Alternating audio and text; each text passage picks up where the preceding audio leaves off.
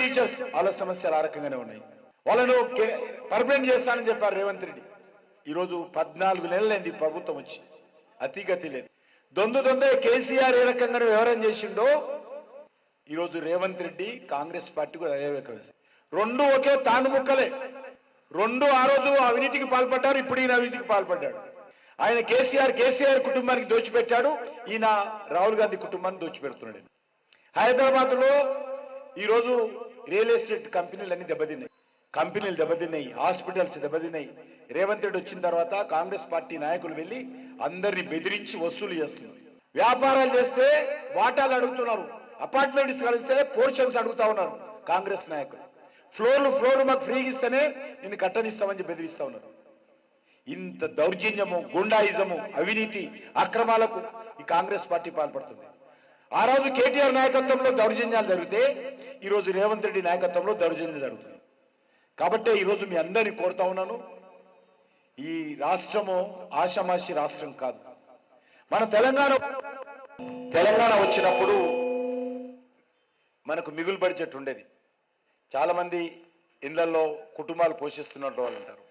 ఇంట్లో కూడా మనకు ఎంత ఆదాయం వస్తుంది, ఎంత ఖర్చు పెడుతున్నది లెక్క ఉంటుంది. మనం ఉదాహరణకు మనకు 1000 రూపాయల ఆదాయం వస్తుంది అనుకో, మనం 1500 ఎట్లా ఖర్చు పెడతాం? అప్పన తెచ్చుకోవాలి, లేకపోతే దొంగతనం అని వేయాలి. ఈరోజు రాష్ట్ర ప్రభుత్వం కూడా అంతే, ఆదాయం కర్తంచ చూడాలి. అది చూడకుండా ఇష్ట రాజ్యంలో కేసీఆర్ కానీ రేవంత్ రెడ్డి కానీ ఖర్చు పెడుతున్నటువంటి నేపథ్యంలో ఈరోజు ఈ రాష్ట్ర అభివృద్ధి కుంటుపడుతుంది. అభివృద్ధి కుంటుపడితే నష్టపోయేది పేదవాళ్ళు, బడుగు బలైన వర్గాల ప్రజలు, గిరిజన ప్రజలు ఇబ్బందులకు గురవుతారు. ఎందుకంటే ఇంకా చాలా ప్రాంతాల్లో విద్యా వ్యవస్థ సరిగ్గా లేదు, వైద్య వ్యవస్థ సరిగ్గా లేదు, మౌలిక వసతులు లేవు, కనీస సౌకర్యాలు లేవు. ఆ ప్రాంతాల్లో రానున్న రోజుల్లో ఈ ప్రభుత్వాలే ఉంటే కొత్త రోడ్డు వెయ్యరు, కొత్త స్కూల్ కట్టరు, కొత్త టీచర్లు రారు, కొత్త అంగన్వాడీ రాదు, కొత్త భవనాలు ఉండవు. ఆ రకమైనటువంటి ఆర్థిక వ్యవస్థ ఈరోజు తెలంగాణలో ఏర్పడింది. ఈరోజు జాతీయ రహదారులు వేసినటువంటి, కేంద్ర ప్రభుత్వం వేసినటువంటి జాతీయ రహదారులు తప్ప మిగతా రోడ్లు ఏవి కూడా రానున్న రోజుల్లో కనిపించవు. అంత అధ్వాన్నంగా తెలంగాణ తయారయ్యేటువంటి ప్రమాదం. ఆర్థిక వనరులు వీళ్ళు ఇస్తున్నారు, అనేక రకాల హామీలు ఇచ్చారు. ఏ రకంగా ఆర్థిక వనరులు సమకూర్చుకుంటారు, మీకు ఆదాయం ఎట్లొస్తుంది వాళ్ళకు తెలియదు. 14 నెలలైంది. ఈరోజు రేవంత్ రెడ్డిని అడుగుతా ఉన్నాను, మీరు ఇచ్చినటువంటి హామీలకు ఏ రకంగా ఆర్థిక వనరులు సమకూర్చుకుంటారో చెప్పాల్సిందే కోరుతా ఉన్నాను. ఆయన దగ్గర లేదు, ఈ రోజు వరకు జవాబు లేదు. అరచేతిలో వైకుంఠం, కాంగ్రెస్ గుర్తు చేయి కదా, అందులో వైకుంఠం చూపిస్తారు వీళ్ళు. అరచేతి వైకుంఠం చూపించి పబ్బం గడుపుకుంటున్నారు కాంగ్రెస్ పార్టీ. ఈరోజు మీకు అందరూ తెలుసు, రైతులందరూ కూడా ఎకరానికి 15,000 ఇస్తామన్నారు, కౌలు రైతులకు ఇస్తామన్నారు, రైతు కూలీలకు 12,000 ఇస్తామన్నారు, కాలేజీకి వెళ్ళేటువంటి అమ్మాయి ఉంటే స్కూటీ మోటార్ సైకిల్ ఇస్తామన్నారు, మహిళలందరికీ నెలకు 2,500 రూపాయలు ఇస్తామన్నారు, ఉద్యోగం లేనటువంటి నిరుద్యోగులకు నెలకు 4,000 ఇస్తామన్నారు, దళితుల కుటుంబాలకు 12 లక్షలు ఇస్తామన్నారు. నా దగ్గర ఇంత కట్ట ఉంది, మేము చెప్పారో చెప్పాలంటే ఇంత పెద్ద కట్ట ఉంది, మిమ్మల్ని ఇబ్బంది పెట్టా ఇంత రాత్రి. ఈ రకంగా ప్రతి ఒక్కరికి అనేక రకాల హామీలు ఇచ్చారు, ఏ ఒక్కటి కూడా చేయరు. ఎప్పుడు చేస్తారో ఆయనకే తెలియదు. ఆయన దగ్గర డబ్బులు ఉంటాయి కదా చేయడానికి. అధికారం కోసం ఏమైనా మాట్లాడతాం, ఓట్లు వస్తే చాలు, మేము ఎమ్మెల్యేలు అయితే చాలు, మేము ముఖ్యమంత్రి అయితే చాలు అనే విధంగా వీళ్ళు వివరించారు. కాబట్టే ఈరోజు తెలంగాణ ఈ రకమైనది.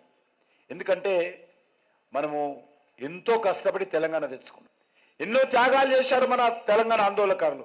సకల జనుల సమ్మె చేశాం, 1500 మంది ఆత్మ బలిదానం అయ్యారు తెలంగాణ కోసం.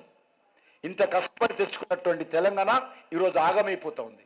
ఈరోజు కేసీఆర్ కుటుంబ చేతిలో కొన్ని రోజులు, రాహుల్ గాంధీ చేతిలో ఇప్పుడు తెలంగాణ ఆగమైపోతా ఉంది. హైదరాబాద్లో ఎక్కడ వెళ్ళినా రాహుల్ గాంధీ ట్యాక్స్ వేస్తున్నారు, వేసి ఢిల్లీకి పంపిస్తున్నారు డబ్బులు. ఎవరు జాగిరా? అంతకుముందు కేసీఆర్ వేసుకునేవాడు, ఇప్పుడు రాహుల్ గాంధీ వేసుకుంటారు. ట్యాక్సీల మీద ట్యాక్సీలు వసూలు చేస్తూ ఉన్నారు. అందుకే ఈ రాష్ట్రాన్ని మనం అందరం రక్షించుకోవాల్సిన అవసరం ఉంది. ఈరోజు నరేంద్ర మోడీ గారిని మనం చేస్తాం. నరేంద్ర మోడీ గారు వచ్చి 11 సంవత్సరాలు అయింది, ఇంకా కాలేదు, 10.5 సంవత్సరాల పైన అయింది. ఆయన మీద ₹1 అవినీతి ఆరోపణ లేదు. నీతివంతంగా, సమర్థవంతంగా మంచి పరిపాలన. ఆయన అధికారంలో రాకముందు దేశంలో బాంబు పేలుళ్ళు, ట్రైన్లు పేలుళ్ళు, RDXలు, AK-47లు, పాకిస్తాన్ ఐఎస్ఐ యాక్టివిటీ, మత కళాలు, కర్ఫ్యూలు ఉండేది.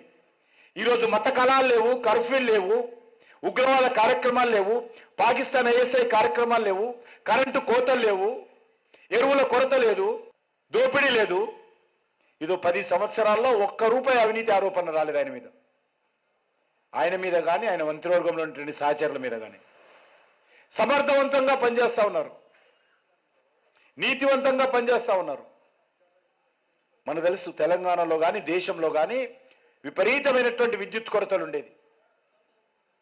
నరేంద్ర మోడీ గారు వచ్చిన తర్వాత విద్యుత్ కోతలు లేకుండా ఎంత విద్యుత్ కావాలో అంత ఉత్పత్తి చేసి ఈరోజు అది పారిశ్రామిక రంగానికి కానీ, గృహ అవసరాలకు కానీ, కమర్షియల్కి కానీ, వ్యవసాయ రంగానికి కానీ అన్ని రకాలుగా ఈరోజు విద్యుత్ అందుబాటులో తీసుకొచ్చాడు. మన తెలంగాణనే కాదు, దేశమంతటా.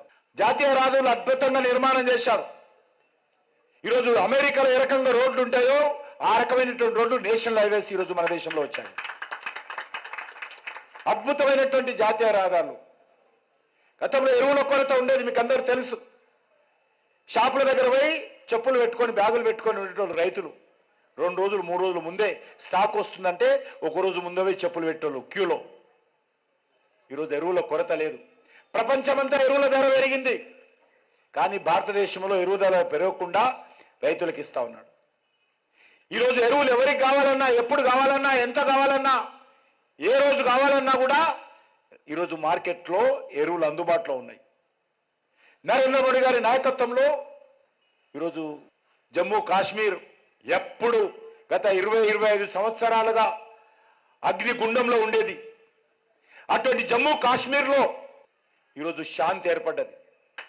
పాకిస్తాన్ ఉగ్రవాద కార్యక్రమాలు ఉక్కు పాదంతో అణిచివేశాం. మేము ఉక్కు పాదంతో అణిచివేశాము. ఈరోజు పాకిస్తాన్ తోకాడిస్తలేదు.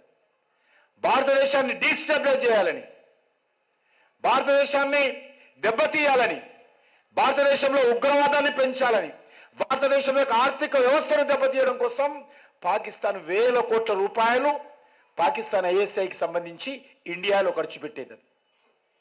అటువంటి పాకిస్తాన్ ఈరోజు చిప్ప చేతులు పట్టుకొని ప్రపంచమంతా బిచ్చమెత్తుకునే పరిస్థితి తీసుకొచ్చారు నరేంద్ర మోడీ గారు. అది భారతదేశానికి ఉన్నటువంటి నాయకత్వం గొప్పతనం. ఈరోజు నా దేశాన్ని డిస్టర్బ్ చేస్తే నరేంద్ర మోడీ గారు పాకిస్తాన్ని డిస్టర్బ్ చేసేటువంటి పరిస్థితి తీసుకొచ్చారు. ఈరోజు ప్రపంచ దేశాల ముందు పాకిస్తాన్ దోషిగా నిలబెట్టినటువంటి ఘనత ఈరోజు నరేంద్ర మోడీ గారికే దక్కుతుంది. ఈ రకంగా అనేక విషయాలలో మనకు కరోనా వచ్చింది.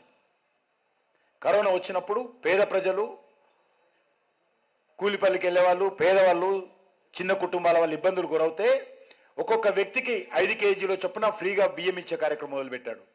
ఈ రోజు వరకు కూడా కొనసాగుతుంది. ఈ రోజు వరకు కూడా పేదవాళ్ళ ఇంట్లో టాయిలెట్ లేకపోతే ఈరోజు దేశంలో ప్రతి వ్యక్తి ఇంట్లో టాయిలెట్ నిర్మాణం చేసినటువంటి ఘనత నరేంద్ర మోడీ గారికి దక్కుతుంది. పేదవాళ్ళందరికీ బ్యాంక్ అకౌంట్ లేదు. బ్యాంకులు అంటే డబ్బులు ఉన్న వాళ్లకు, పెద్ద పెద్ద ధనవంతులకి అనుకునేటువంటి వాళ్ళు, పేదవాళ్ళందరూ కూడా బ్యాంకుల అకౌంట్ ఓపెన్ చేశాడు. పేదవాళ్ళందరికీ బ్యాంకు. ఈ రకంగా అనేక కార్యక్రమాలు. పొదుపు సంఘాలకు ఈరోజు 20 లక్షల వరకు కూడా లోన్లు ఇవ్వాలని ఆదేశించాడు. బాగా నడుపుకుంటూ వస్తే మ్యాక్సిమం 20 లక్షల వరకు కూడా పొదుపు సంఘాలకు లోన్లు ఇస్తున్నాం. గ్రామ పంచాయతీలకు ఈరోజు నరేంద్ర మోడీ గారి డబ్బులు తప్ప కేసీఆర్ కానీ, రేవంత్ రెడ్డి కానీ వాళ్ళ ప్రభుత్వంలో ₹1 కూడా గ్రామాలకు ఇవ్వలే. 14th ప్లానింగ్ కమిషన్ కావచ్చు, 15th ప్లానింగ్ కమిషన్ కావచ్చు, ఆ నిధులే తప్ప, మనరేగా నిధులే తప్ప ₹1 కూడా వేరే నిధులు ఇవ్వలే. గ్రామాలలో రోడ్లు కానీ, వీధి లైట్లు కానీ, పారిశుద్ధ కార్మికుల జీతాలు కానీ, గ్రామ పంచాయతీ నిర్వహణ కానీ మొత్తం ఈరోజు నరేంద్ర మోడీ గారు ఇచ్చిన డబ్బులతోటే గ్రామాలు నడుస్తూ ఉన్నాయి.